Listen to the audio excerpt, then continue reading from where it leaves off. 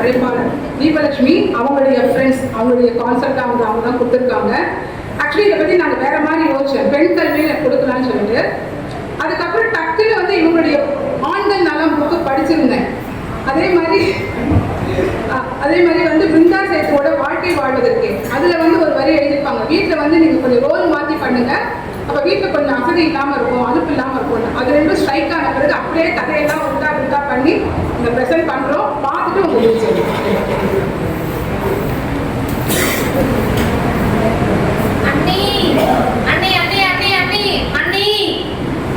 என்ன நடத்துறாரு?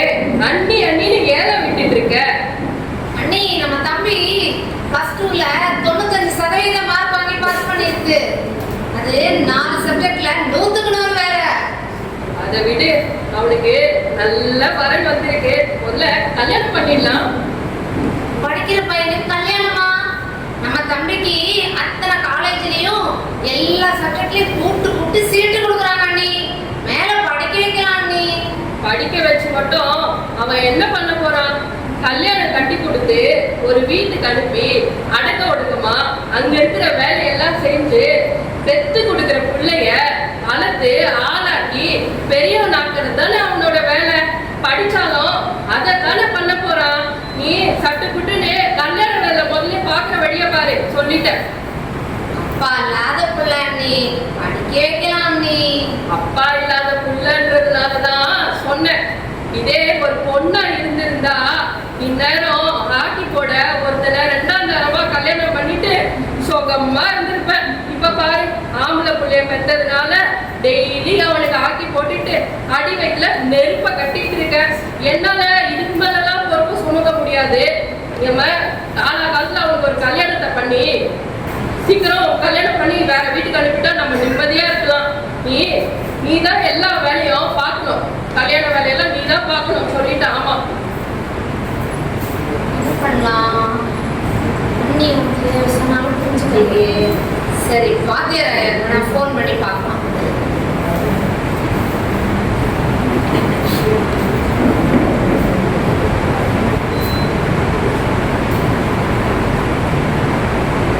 ஹலோ, வணக்கம் ஐயா. வணக்கம் மேடம். வணக்கம். கங்க்ராச்சுலேஷன், பையன் நல்ல மார்க் வாங்கியிருக்கா, வாழ்த்துக்கள். ஆமாங்க ஐயா, ரொம்ப சந்தோஷம். ஆனா எங்க அண்ணி நல்லா படிக்கிற பையனுக்கு உடனடியா கல்யாணம் முடிக்கணும்னு பாக்குறாங்க ஐயா. என்னது கல்யாணமா? நல்லா படிக்கிற பையனுக்கு இதுக்குள்ள எதுக்கு கல்யாணம்? டிஸ்ட்ரிக்ட்லயே நம்ம பையன் தான் ஃபர்ஸ்ட் மார்க் வாங்கியிருக்கான். ஆமாங்க ஐயா, ஆனா அண்ணி வந்து சொன்னா கேட்கல. நீங்க தான் இதை எப்படியா தடுத்து நிறுத்தணும் ஐயா. ஆமா, நான் வேணா ஒண்ணு பண்றேன். அந்த ஏரியா கவுன்சிலரு எனக்கு கொஞ்சம் பழக்கம், நல்லா ஹெல்ப் பண்ணுவாரு.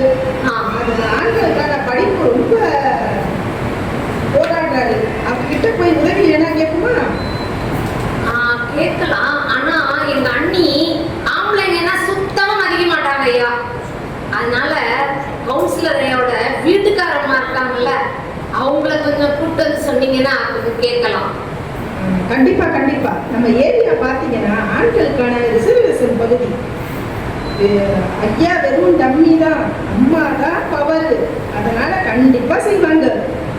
மேலும் அவங்க கவுன்சிலரோட வீட்டுக்காரமா எங்க அன்னிக்கு சிநேகிதன் தான். அவங்க சொன்னா கட்டாயம் கேட்டுப்பாங்க, கட்டாயம் கூட்டுவாங்க ஐயா. அப்படியா? நல்லதா போச்சு, கூட்டிட்டு வந்துடுறேன். நன்றி ஐயா.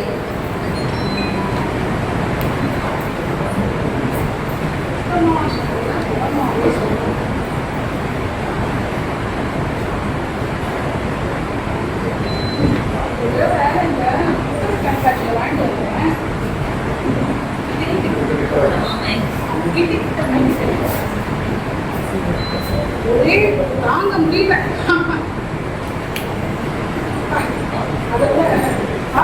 கொஞ்சம் இரு.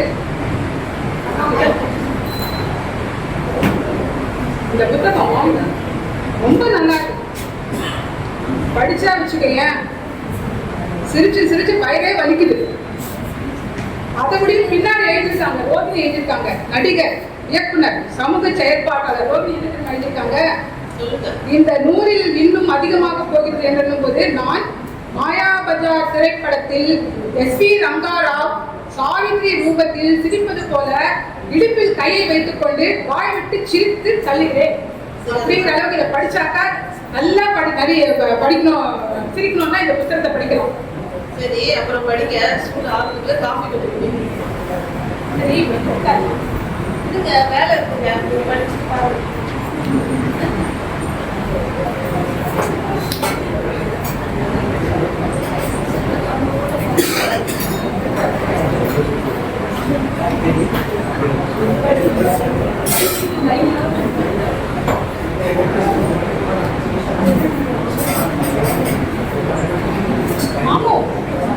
என்னமாதான் காஃபி போடுறீங்க? ஐயோ, இந்த டேஸ்ட் யாருக்குமே வரதில்லை. உன்னை முதல்ல பையன் பார்க்க வந்த பத்தியா, அப்ப ஒரு காஃபி தண்டிய அப்ப ஊத்தத்தான் நானு. அது மட்டும் இல்ல, ஒரு சமையலும் சரி யாராலே அடிச்சுக்க முடியாது. உன்னோட சாப்பாடு, உன்னோட காஃபி இதெல்லாம் சாப்பிட்டா வெளியே போனா எனக்கு எதுவுமே பிடிக்க மாட்டேங்குது. ஆமா, எப்படிதான் கத்துக்கிட்டது? இப்படி சமைச்சு போட்டு என்னை வந்து ஒல்லியா என்ன இப்படி ஆக்கி வச்சிருக்கேன். அதுவும் தவிர இந்த சாப்பாட்டை போட்டு போட்டு அந்த இடுப்பு துண்டுல என்னை அப்படியே கட்டி வச்சிருக்கமா.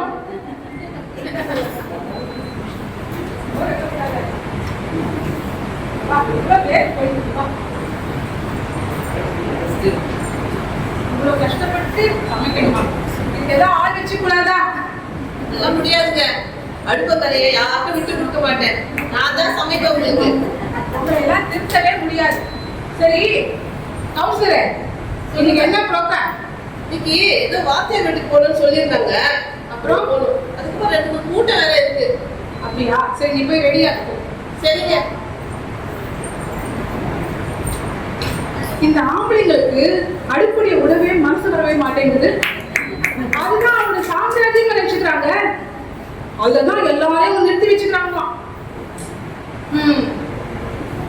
இந்த ஆண்களை அடுப்படியிலிருந்து வெளியில கொண்டு வந்தாதான் அவங்களுடைய ஆற்றலை எல்லாம் உலகத்துக்கு அளிக்க முடியும். இதுக்காக நம்ம தீவிரமா நிறைய ஆண் உரிமையாளர்கள், அதற்கு சப்போர்ட் பண்ற பெண்கள் எல்லாம் பேசிட்டு தான் இருக்காங்க. நம்ம நிறைய பேச வேண்டியது இருக்கு இல்லைங்களா?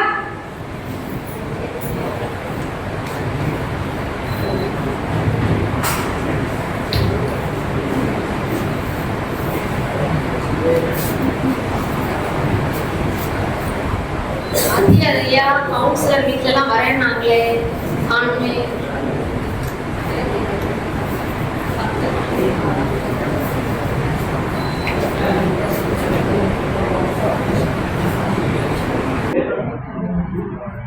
ஐயா வணக்கம்.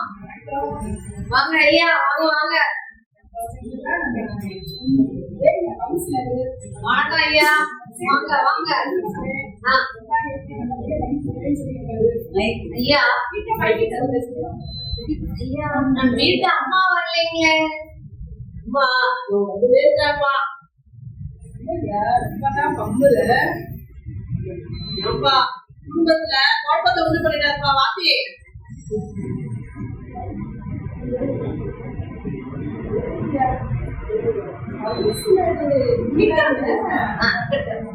ஏரியா கவுன்சிலர் நான் தான். ஆனா பவர் எல்லாம் அம்மாவுக்கு தான்ப்பா. அம்மா வரேங்க, அப்பா வரேங்க. அஞ்சலா ரொம்ப பவர் ஐயா. அஞ்சலா, நம்ம ஆட்கள்லாம் கொஞ்சம் உட்கார சொல்லு. அந்த பிரியாணி தண்ணி கொடுத்து கொஞ்சம் அமைதியா உட்கார வச்சு சின்ன பஞ்சாயத்து முடிச்சுட்டு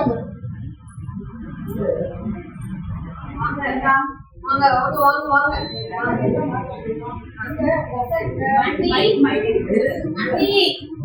அண்ணி யார் வந்துட்டாங்க பாருங்க.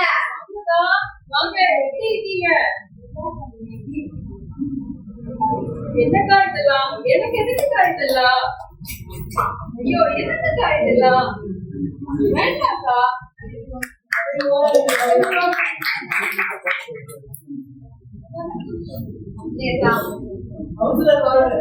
அஞ்சனாயி, உன் பையன் அப்படியே +2ல மார்க் அள்ளி கொண்டு கொண்டிருக்கான். இந்த நம்ம ஊரே அவனைதான் பேசும். ரொம்ப சந்தோஷமா இருக்கு அஞ்சனாயி. அப்பா இல்லாத பிள்ளைய அவ்வளவு பொருட்கா வளர்த்து கொடுத்து இவ்வளவு மார்க் வாங்க வச்சுட்டேன். ரொம்ப பெருமையா இருக்கு. விடுங்கக்கா, வயசுல படிச்சு என்ன பண்ண போறான்? அவனுக்கு ஒரு நல்ல வரன் வந்து இருக்குக்கா, கல்யாணம் பண்ணிக்கலாம். நானே உங்ககிட்ட சொல்லணும்னு நினைச்சேன். நல்ல வகையா நீங்க வந்துட்டீங்க. நீங்க தான் முன்னாடி நின்று கல்யாணத்தை நடத்தி கொடுக்கணும்க்கா. சரி, வரன் யாரு? அக்கா, அந்த முட்டு சந்தை இருக்குல்ல, அதுல 4ஆவது வீட்டுல பேச்சி அம்மாவோட பொண்ணு போன ரொம்ப நல்ல பொண்ணுக்கா. ரங்கநாயகி, உனக்கு கொஞ்சம் கூட விவரமே இல்லை ரங்கநாயகி. ஒரு ஆம்பளை பிள்ளைய பார்த்துக்க இப்படியா வீட்டு பிள்ளையா பழகி கிடக்க. கொஞ்சமாவது வெளியே வாங்க. எல்லா பொண்ணுங்க இந்த மாதிரி வெளியில பசங்க வர வேணாமா? அந்த வீட்டை பத்தி உனக்கு தெரியுமா? என்னாச்சுக்கா? இந்த மூத்த மருமகன் இருக்காங்க, இப்ப கல்யாணம் ஆச்சு. என்ன பண்ணுமா, அந்த பஞ்சாயத்து எனக்கு தான் வந்துச்சு. அவன் 2வது நாளே கண்ணை கட்டிக்கிட்டு அவன் அப்பா வீட்டுக்கு வாழ விடனே வந்து உட்காந்துருக்கான். வீட்டு கதை நடந்திருக்கா? எனக்கு தெரியாம போயிடுச்சே. உனக்கு தான் சொல்றேன், நீ எப்ப பார்த்தாலும் அந்த டிவியில அந்த பரமாந்திரம் டிவிலையும் பார்த்துட்டு அவங்க முட்டிக்கிறது, வசனம் பார்த்தா சதி பண்றது, யாரு போக்கு இப்படியே பார்த்துட்டு இருந்தா எப்படிதான் ஒரு விவரம் தெரியும்? ரங்கநாயகி, ஆம்பளை பசங்க எல்லாரையும் நல்லா படிக்க வச்சு வேலைக்கு அனுப்பி 4 காசு சம்பாதிக்க வச்சு சொந்த காலை நிக்க வைக்கணும். அதுக்கப்புறம் கல்யாணம் பண்ணி கொடுத்தேன்னு வச்சுக்கோயேன், அங்க எதுனாலும் சமாளிச்சுக்கணும். இல்லைன்னு வச்சுக்கோ, எல்லா பிள்ளைகளும் வீட்டுல தான் உட்காந்து. புரியுதா? புரியுதுக்கா. என்ன ஒரு மாதிரி இழுக்கிற? இல்ல, பையனுக்கு கல்யாணம் பண்ணலாம்னு 4 காசு சேர்த்து வச்சிருக்கேன். இப்ப படிப்புல அதை போட்டுட்டா நான் என்னக்கா பண்றது? அந்த கவலையா? அதை பத்தி கவலைப்படாத. அந்த காசை கல்யாணத்திலே வச்சுக்கோ. நம்மெல்லாம் இப்ப இந்த நம்ம நாட்டுல 100% ஆண் பிள்ளைகளை படிக்க வைக்கணும் அப்படிங்கிறதுக்காக நிறைய நல்ல திட்டங்கள்லாம் இருக்கு. அது என்னக்கா? ஏதோ ஏதோ தெரிஞ்சு வச்சுக்கோக்கா. எல்லாம் நானே செய்ய முடியாது, புரியுதா? ஒரு 6 மாசம் ஆச்சு. அடுத்த 6 மாசத்துல நீயா தேடணும். உனக்கு பின்னாடி வந்துட்டு மாட்டேன். ஏன்னா அவங்கவுங்க வந்து வெறும் கம்மியா வச்சுக்க செஞ்சுக்கிறாங்க. அத நீயா வந்து தேடணும், புரியுதா? அந்த புதுமை புதல்வன் திட்டமாக்கா தங்கச்சி எவ்வளவு விவரமா இருந்துச்சுன்னா அதேதான். அந்த புதுமை புதல்வன் திட்டத்துப்படி மேல் படிப்புக்காக அரசாங்கம் ஒரு தொகையை கொடுக்குது. அது மட்டும் இல்ல தங்கச்சி, நம்ம முதல்வர் அம்மாவாகட்டும், இந்த குழந்தைகள் மற்றும் ஆண்கள் நலத்துறை இருக்கு இல்லையா, அந்த அமைச்சர் ஆகட்டும், அப்புறம் இந்த கல்வித்துறை அமைச்சர், இவங்க எல்லாம் நம்ம நாட்டை வந்து ஆண் கல்வியை முழுசா பறக்கணும் அப்படிங்கிறதுக்காக நிறைய பண்ணிட்டு இருக்காங்க. நம்மளும் கொஞ்சம் ஒத்துழைக்கணும் இல்லையா? சரிக்கா, நீங்க சொல்லி நான் மறு பேச்சா பேச போறேன். அப்போ ஏதோ பண்ண அப்படி அம்மனா நீதான் ஒரு சமாதானப்படுத்தி படிக்க வைக்கணும். நம்மளே கூட்டு போயிருக்காரு, நம்ம பாடிட்டு போயிருக்காரு, ராத்திரி வந்துருவாரு. நீ வந்து வச்சிருக்க சரிதான், நல்ல கேள்வி. அதனால்தான் அடுத்தவங்க வந்து அவங்க சொந்தக்கார நிக்க வச்சாதான் நாளைக்கு நம்ம கௌரவத்தையா அந்த பிள்ளைங்க பற்றி இருக்க முடியும். புரியுதா? சரி ஆபீஸ் வா. அவங்களுக்கு எந்த கோர்ஸ் வேணும், எந்த காலேஜ் வேணும் எல்லாம் பார்த்து பண்ணி சரியா? ஆண்கள் படிக்க வேண்டிய மறந்துடாது, சரியா? சரிக்கா. எப்படி ஃபீல் பண்றீங்க? பாருங்க, எவ்வளவு சந்தோஷம். நம்ம சொல்ல முடியாததெல்லாம் இப்ப சொல்லியிருக்காங்க இல்லையா? ஆனா உங்களுக்குலாம் மனசுல அப்படி குத்துதா? ஜீவிக்கவே முடியல. ஆனா ஆண்டாண்டு காலமா இப்படித்தானே இருந்திருக்கோம். இப்ப புரியுதா வலி? ஆக்சுவலா நம்மளுடைய சிறப்பு பேச்சாளர் நம்மளோட தீபலட்சுமி அவங்க ஆண்கள் நலம் அப்படிங்கிற புத்தகம் அதுல வந்து இன்னும் நிறைய எழுதியிருப்பாங்க. நான் அது ஒரு ஹிண்ட் எடுத்து தான் பண்ணியிருக்கேன். அவங்க சொன்ன மாதிரி தான் எவ்வளவோ இன்றைக்கு நம்ம ஆபீஸ்ல ஏஜிஎஸ் ஆபீஸ்ல நம்ம 2வது நாள்ல உட்காந்து மீட்டிங் போடலாம். இங்க நிறைய வந்து பெரிய போஸ்ட் நம்ம இருக்கலாம். ஆனா பெண்கள் நிலைமை அப்படி இல்லை. இன்னும் நடக்குதா? லேடிஸே கேட்கறாங்க, இன்னைக்கு ஃபுல்லா இருக்கா அப்படின்னு கேட்கறாங்க. இருக்கு, கிராமப்புறங்கள்ல இருக்கு. இவங்க சொன்னாங்க இல்லையா, அந்த பெண் அமைப்புல அங்க வந்து நகரத்துல இருக்குன்றாங்க போல இருக்கு. ஏன்னா அந்த பெண் அமைப்புல பார்க்கும்போது நம்ம ஏஜ் குரூப்ல இருக்கவங்க 18 வயசுல கல்யாணம், 20 வயசுல குழந்தைங்க, அதை விட்டுட்டு போறவங்க, அப்புறம் கஷ்டப்பட்டு வளர்க்குறவங்க அப்படின்னு நிறைய இருக்காங்க. நான் என்ன சொல்றேன்னா, இந்த ஆணாதிக்கமும் வேண்டாம், பெண் அடிமைத்தனமும் வேண்டாம். இல்ல இங்க காமிச்ச மாதிரி பெண்ணாதிக்கமும் வேணாம், ஆண் அடிமைத்தனமும் வேண்டாம். ஆணும் பெண்ணும் நிகழ கொள்வதால் வையம் தழைத்தோங்குமே அப்படிங்கிற மாதிரி சமத்துவத்துக்காக நம்ம எல்லாருமே பாடுபடுவோம். நன்றி. இங்க என்னோட இந்த நாடகத்தை நடிச்சு காமிச்சாங்க. Pushkala, Anitha, Amudha, Varalakshmi. And I dedicate this skit to our chief guest, Radhi Varashmi. Thank you very much.